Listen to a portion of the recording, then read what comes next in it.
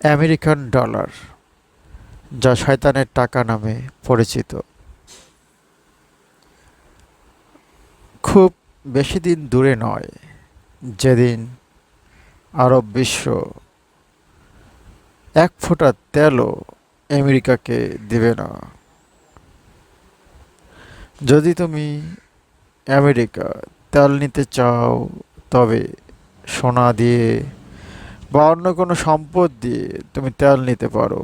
তোমার সেই কাগজি ডলার দিয়ে আর তুমি তেল নিতে পারবে না। আগামী দিনের এটাই হবে আরব বিশ্বের ভবিষ্যৎ তেল বিক্রির মাধ্যম। আজকে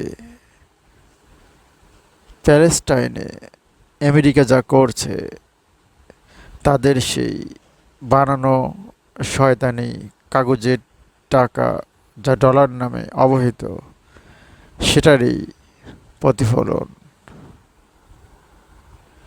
আমরা কেউ দুনিয়াতে রক্তপাত চাই না,